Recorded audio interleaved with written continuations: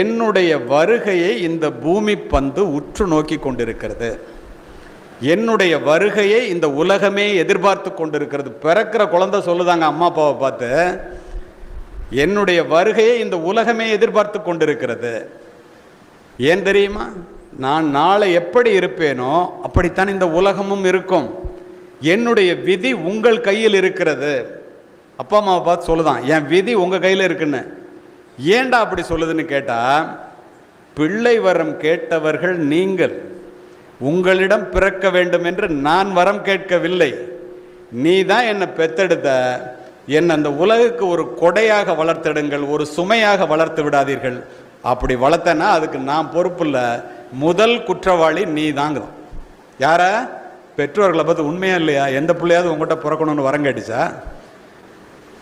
ஈன்று புறந்தறுதல் எந்தலை கடனே, சான்றோனாக்குதல் தந்தைக்கு கடனேன்னா.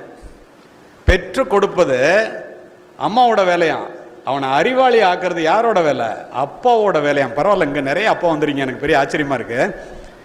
எங்கே போய் பார்த்தீங்கன்னாலும் பேரண்ட்ஸ் டீச்சர்ஸ் மீட்டிங்காக இருந்தாலும் சரி, எதுவாக இருந்தாலும் சரி, அம்மா மட்டும்தான் வருவாங்க. அந்த அப்பாவுக்கெல்லாம் என்ன நினைப்புன்னா, நம்ம பணம் கொண்டு வந்து கொடுக்குறோம், அவள் பிள்ளைய வளர்த்தா போதும் அப்படிங்கிற முட்டாள்தனமான எண்ணம். வள்ளுவர் என்ன சொல்கிறார் தெரியுமா? தந்தை மகற்காற்றும் நன்றி அவையத்து முந்தி இருப்ப செயல்கிறார். என்ன அர்த்தம்? உதவி இல்லைங்க. என் பிள்ளைய வளர்க்குறதுக்கு நான் என்ன பாடுபட்டேன், என்ன கஷ்டப்பட்டேன், வேர்வை சிந்தனை, ரத்தம் சிந்தனைலாம் டைலாக் விடுறோம்ல.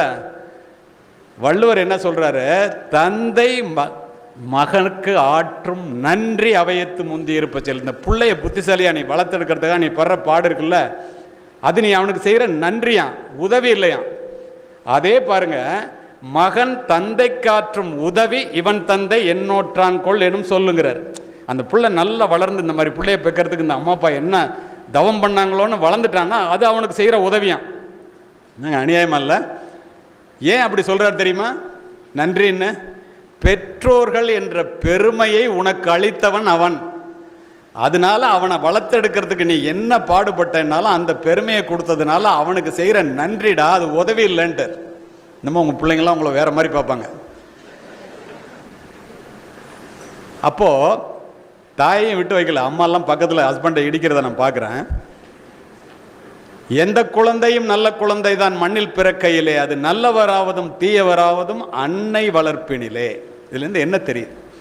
புறப்படும் போது எல்லா காற்றும் பூங்காற்றே. அது புயலாக மாறுவதும் தென்றலாக வீசுவதும் சூழ்நிலையை பொறுத்ததே. அந்த சூழ்நிலையை உருவாக்கி கொடுப்பவர்கள் பெற்றோர்களாகிய நீங்களே. அது என்ன